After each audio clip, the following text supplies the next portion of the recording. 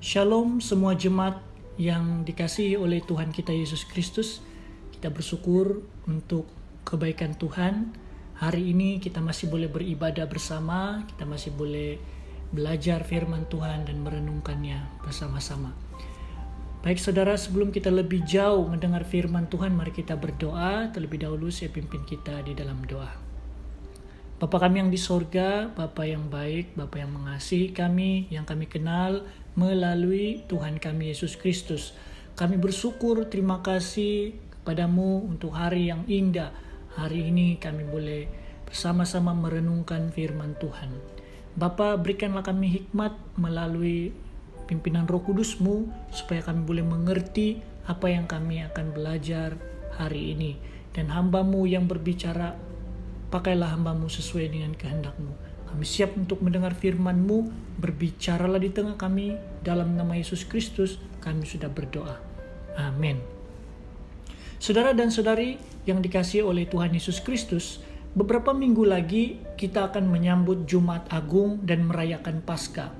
Oleh itu, dalam kita mempersiapkan hati untuk merayakannya, kita akan bersama-sama merenungkan 7 perkataan yang Yesus katakan sewaktu ia tergantung di kayu salib. Hal ini penting untuk kita pelajari dan renungkan setiap perkataan yang keluar daripada mulut Yesus, supaya kita semakin mengasihi Tuhan Yesus dan kita semakin memahami keagungan cinta kasih Yesus Kristus dan kebesaran rencana penebusan Allah. Dan khotbah ini disampaikan dalam bentuk bersiri.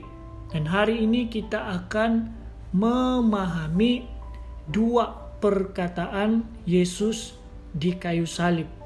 Jadi tema khotbah kita hari ini adalah 7 perkataan Yesus di kayu salib, bahagian yang pertama, yang didasari daripada Injil Lukas pasal yang ke-23 ayat 34 dan ayat yang ke-43.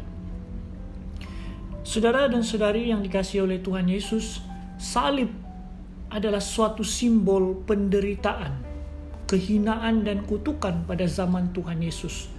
Salib sering dipakai untuk menghukum penjahat-penjahat.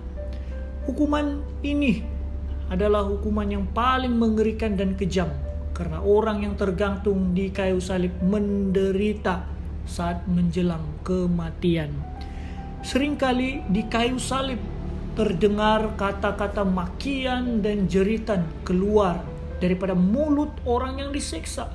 Tetapi di kayu salib itu, Yesus melontarkan kata-kata yang berbeza daripada kata-kata yang biasanya diucapkan oleh orang yang disiksa di kayu salib. Kata-kata Yesus yang pertama adalah, "Ya Bapa, ampuni mereka, sebab mereka tidak tahu apa yang mereka perbuat." Saudara, Yesus Kristus adalah firman Allah yang menjadi manusia. Melalui kedatangannya ke dalam dunia ini, manusia dapat langsung mendengar kata-kata daripada Allah melalui Yesus.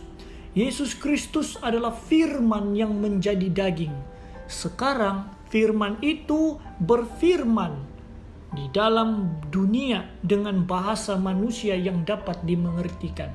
Oleh itu, setiap apa yang Yesus katakan adalah perkataan yang bersifat kekal dan penuh dengan kuasa dan pengharapan.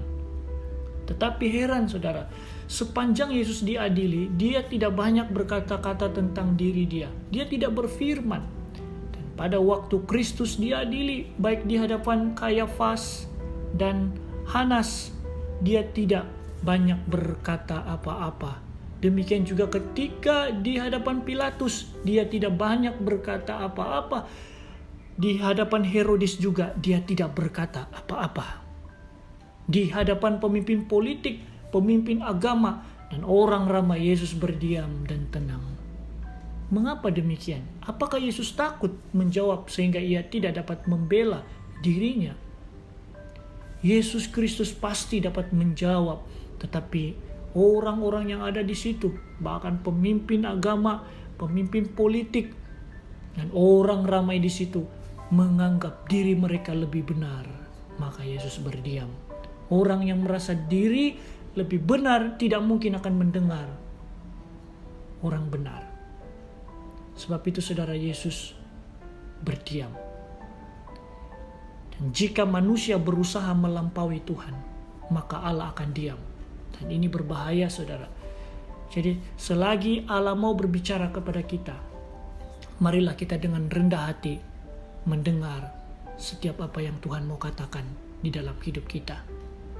Saudara, Tuhan yang tidak berkata apa-apa itu dipukul, dicambuk, diludahi, dipermalukan, dan ditimpa salib yang berat.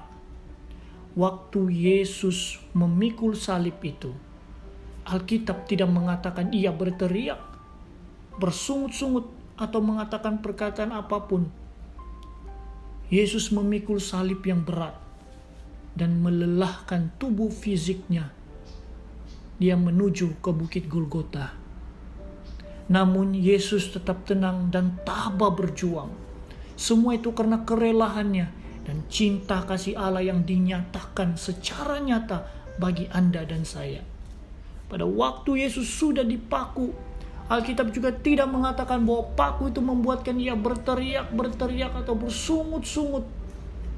Waktu Yesus dipaku, ia begitu mengalami sakit, tetapi ia bertahan. Kemudian salib itu diangkat dan ditancapkan seperti orang yang mendirikan tiang rumah. Maka bertambah sakitlah seluruh tubuh Yesus, karena seluruh berat tubuhnya hanya tertahan pada beberapa paku yang melubangi tangan dan kakinya. Maka mulailah darah setetes demi setetes mengalir dari tubuhnya. Tubuh Yesus ini diremukkan untuk membuka satu jalan yang baru bagi Anda dan saya menuju kepada Bapa. Terpujilah Tuhan. Tuhan Yesus begitu mengasihi kita. Maka ketika Yesus tergantung di kayu salib, terdengarlah perkataan Yesus yang pertama. Ya Bapa, ampuni mereka, sebab mereka tidak tahu apa yang mereka perbuat. Saudara, inilah perkataan yang paling agung, yang paling terbaik, yang paling manis. Dari mulut Yesus mengalir karunia, kasih, pengampunan, dan doa syafaat. Yang keluar dari mulut Yesus ketika dalam penyiksaan bukan perkataan kebencian, bukan bersungut-sungut, bukan caci maki, melainkan satu doa yang manis. Ya Bapa, ampuni mereka, sebab mereka tidak tahu apa yang mereka perbuat. Saudara, persoalannya adalah, apakah orang yang membawa Yesus ke Pilatus itu tidak mengetahui apa yang mereka sedang buat? Apakah Pilatus yang menjatuhkan hukuman kepada Yesus tidak mengetahui apa yang diperbuatnya? Saudara, mereka pasti tahu apa yang mereka sedang buat. Tidak ada dosa yang sama sekali tidak disadari oleh orang yang melakukannya. Tetapi mereka tidak tahu apa yang mereka sedang perbuat. Karena itu adalah akibat kejatuhan dosa manusia dan kerusakan diri manusia. Sehingga mereka tidak mengenal Yesus Kristus yang adalah Tuhan yang sejati, yang dapat membebaskan dosa mereka. Orang yang memaku Dia hanya tahu menjalankan tugasnya. Orang yang memaki-maki Yesus hanya tahu bagaimana cara melampiaskan kemarahan, kebencian, dan iri hati. Orang-orang yang menunding dan meludahi Yesus Kristus hanya melihat kegagalan Yesus. Dan mereka tidak tahu bahwa Yesus Kristus adalah satu-satunya juru selamat yang dapat membebaskan dosa mereka dan memperdamaikan manusia dengan Tuhan Allah Pencipta.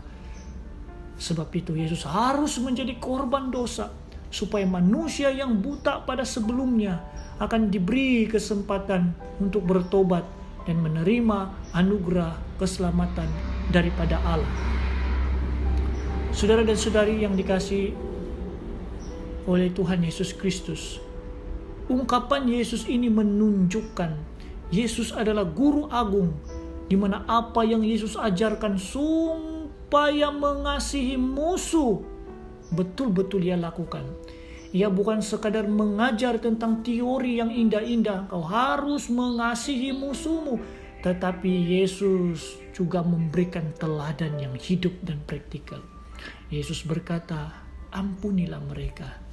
Saudara, demikian juga kita hari ini. Tuhan Yesus mau kita belajar daripada Dia, untuk mau berkata bahwa ya Bapa, ampunilah mereka yang menyakiti hatiku, karena mereka tidak sadar apa yang mereka lakukan. Saudara, sungguh Tuhan kita itu sangat baik. Saat kita masih hidup di dalam dosa, Dia tetap mengasihi dan mau mengampuni kita. Tahukah apa yang Anda sudah perbuat di dalam hidupmu? Pengampunan dosa berlaku bagi diri Anda dan saya, karena Yesus Kristus sudah berdoa bagi diri Anda dan saya di kayu salib, yaitu, Bapa, ampunilah mereka, karena mereka tidak tahu apa yang mereka perbuat. Saudara, maukah Anda merendahkan diri di hadapan Tuhan dan berkata, Tuhan, ampuni saya yang berdosa ini. Saudara, pengampunan dan keselamatan itu diberikan kepada semua orang. Sebab itu Yesus berkata, ampunilah mereka. Mereka ini adalah untuk semua orang. Orang-orang yang jahat, yang tidak mengenal Yesus. Yesus mengampuni dan mengasihi semua orang jahat. Tetapi saudara, perhatikan, yang menerima keselamatan adalah hanya orang yang percaya dan menerima Yesus Kristus sebagai Tuhan dan Juru Selamat. Dan inilah yang kita dapat lihat di dalam kalimat Yesus yang kedua. Nah, perkataan Yesus yang kedua adalah, Aku berkata kepadamu, sesungguhnya hari ini juga engkau akan ada bersama-sama dengan aku di dalam Firdaus.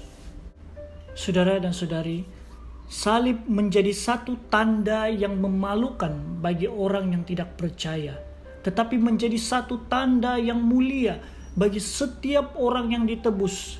Perhatikan saudara, salah satu daripada penjahat yang disalibkan bersama dengan Yesus itu bertobat.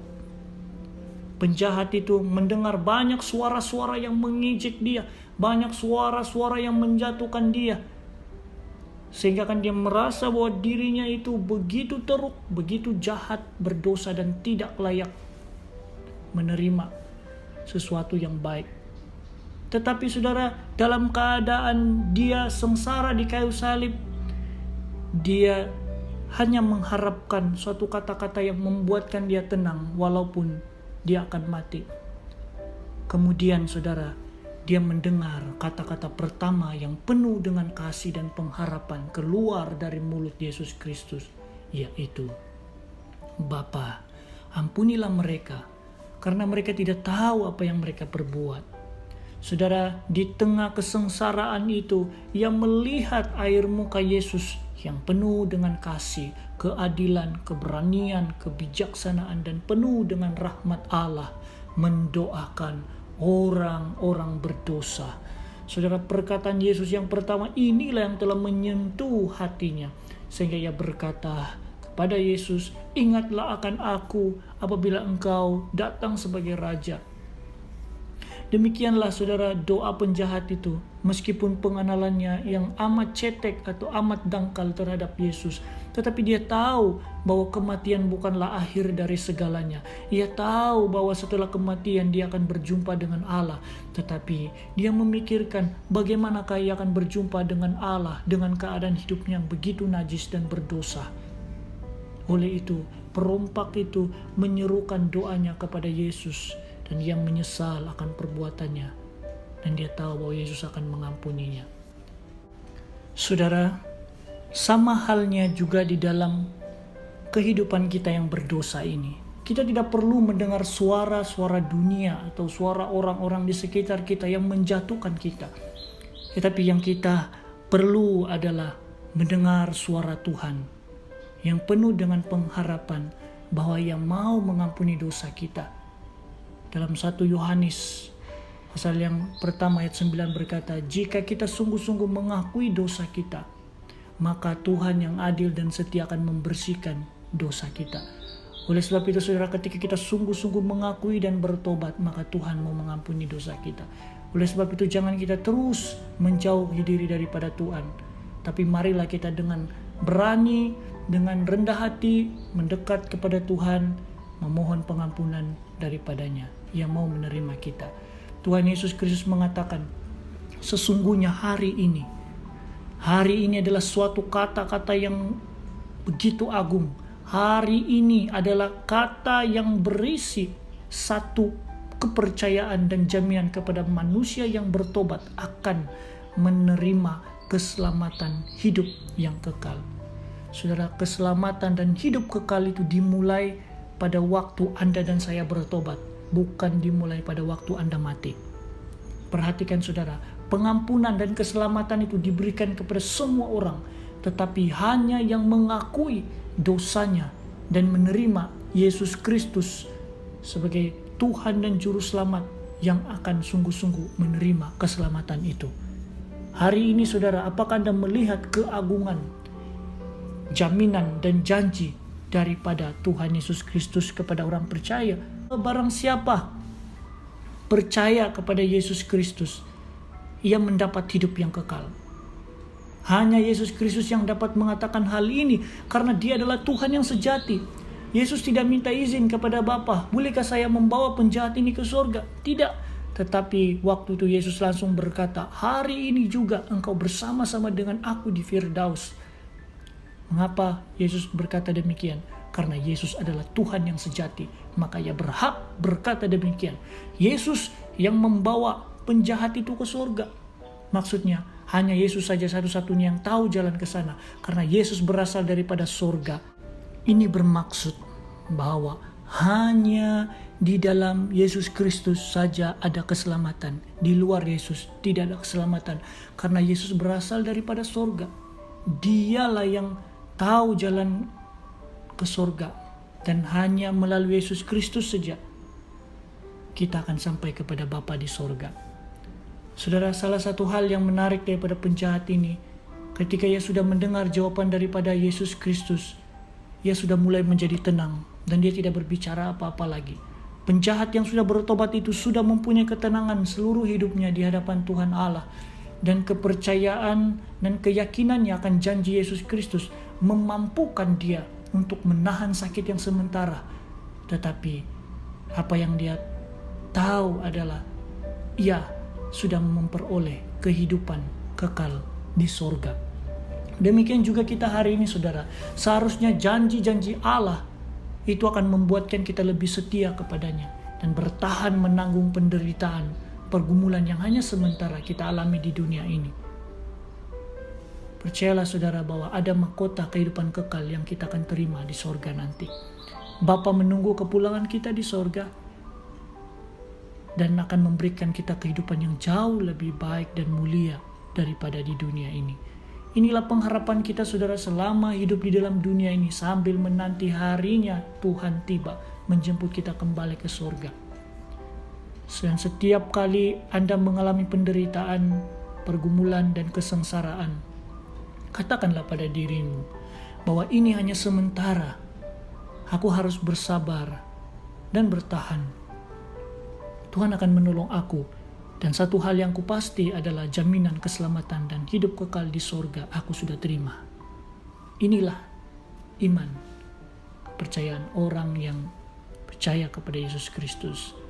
Saudara, sudahkah Anda mengenal Kristus yang harus sengsara itu? Janji dan anugerahnya tidak kosong. Barang siapa yang datang kepada Kristus akan dijawabnya, hari ini engkau bersama aku di dalam Firdaus. Terpujilah Tuhan Allah. Inilah dua perkataan Yesus Kristus yang kita renungkan bersama dalam minggu ini. Di dalam minggu yang seterusnya kita akan merenungkan perkataan Yesus yang ketiga dan keempat. Marilah kita sungguh-sungguh merenungkan apa yang kita sudah belajar hari ini, agar itu tidak sia-sia. Tetapi biarlah kita semakin mengenal semakin mendalami betapa Tuhan Yesus begitu baik, begitu mengasihi kita, dan betapa besarnya rencana penebusan Allah bagi kita umat manusia yang berdosa. Mari kita berdoa. Bapa di sorga, terpujilah namamu. Kami mengucap syukur, berterima kasih untuk firman-Mu hari ini yang sudah membawa kami untuk mengenal lebih dalam lagi tentang Yesus Kristus yang adalah Tuhan sejati, menjadi manusia sejati, dan mengorbankan dirinya di kayu salib untuk membuka jalan yang baru agar kami dapat menuju kepada Bapa, dan hubungan manusia yang berdosa dipulihkan dan kembali hidup di dalam rencana penyelamatan Allah. Terima kasih Tuhan untuk firman-Mu ini. Biarlah kami sungguh-sungguh semakin mengasihi Tuhan di dalam kehidupan kami. Terpujilah Engkau Tuhan. Ini doa kami. Kami mengucap syukur dalam nama Yesus kami sudah berdoa. Amin.